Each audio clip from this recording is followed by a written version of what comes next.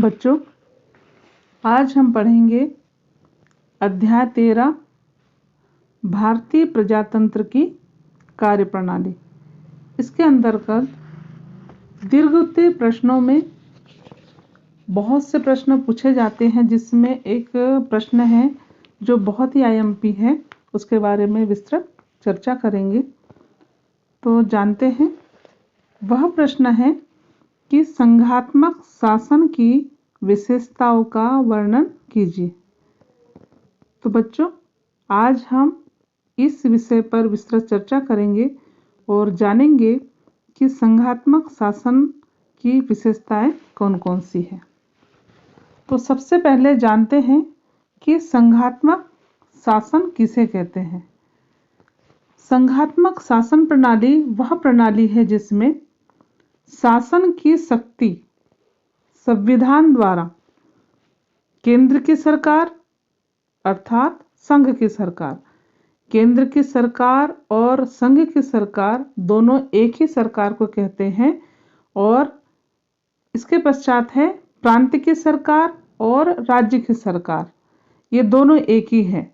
तो आप इन शब्दों को याद रख लीजिए, केंद्र और संघ दोनों एक ही है, प्रांत और राज्य एक ही है। प्रांतीय सरकार भी कहते हैं और राज्य की सरकार भी कहते हैं।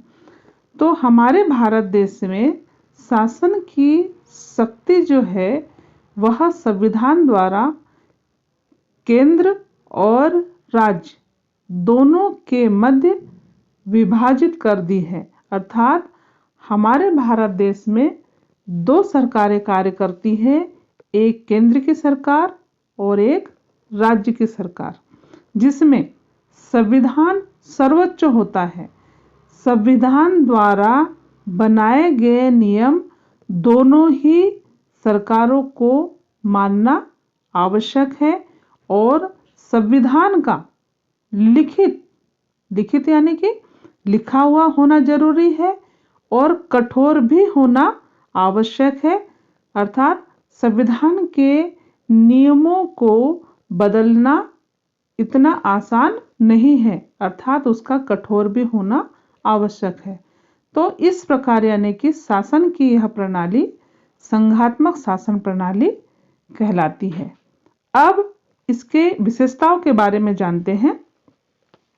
तो सबसे पहले ये जान लेते हैं कि भारत में जो संविधान में भारत को राज्यों का संघ कहा है। राज्यों का संघ अर्थात हमारे भारत देश में 29 राज्य है और 7 केंद्र शासित प्रदेश है। 29 राज्य अर्थात 29 राज्य सरकारें हुई और 7 जो है केंद्र शासित प्रदेश हुए। ये हमारे भारत देश में सम्मिलित है।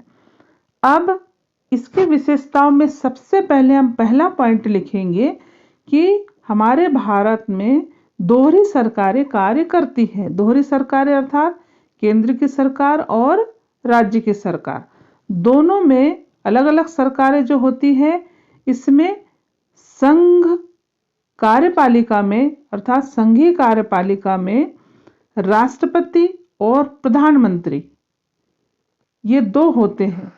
अर्थात केंद्रीय कार्यपालिका में राष्ट्रपति और प्रधानमंत्री के नेतृत्व में सरकार चलती है, और मंत्रिपरिषद तथा जनप्रतिनिधियों की व्यवस्थापिका होती है, जिसे हम संसद कहते हैं।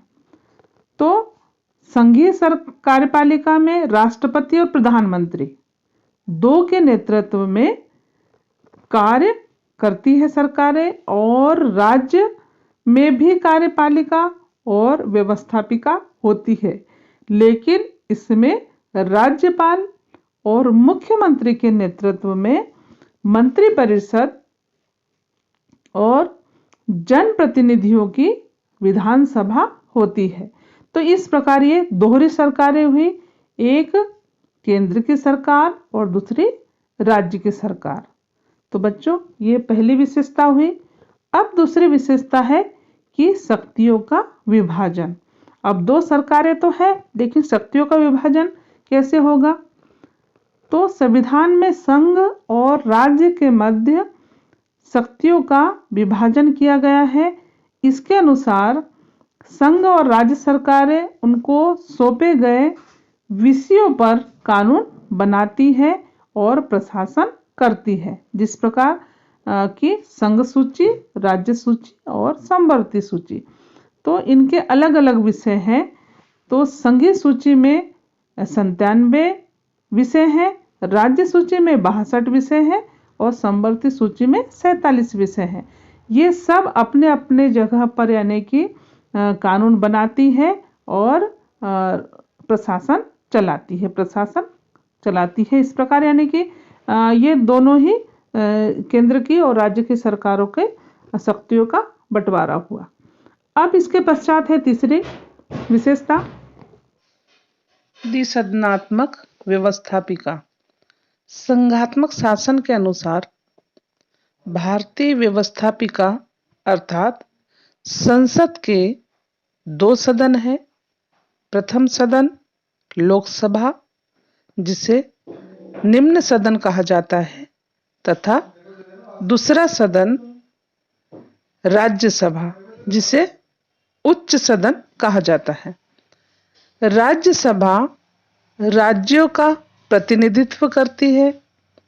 इसमें राज्यों के प्रतिनिधि अप्रत्यक्ष रूप से निर्वाचित होकर आते हैं, लेकिन लोकसभा के सदस्यों का निर्वाचन जनता प्रत्यक्ष रूप से करती है। यानी कि लोकसभा के सदस्यों का जो चुनाव होता है वह जनता के द्वारा चुने हुए प्रतिनिधि होते हैं।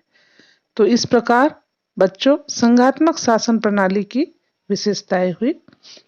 इसके पश्चात हम और भी विशेष इम्पोर्टेंट क्वेश्चन के आधार पर फिर मिलेंगे। बच्चे सभी वीडियो देखें, लाइक, शेयर और सब्सक्राइब जरूर करिए।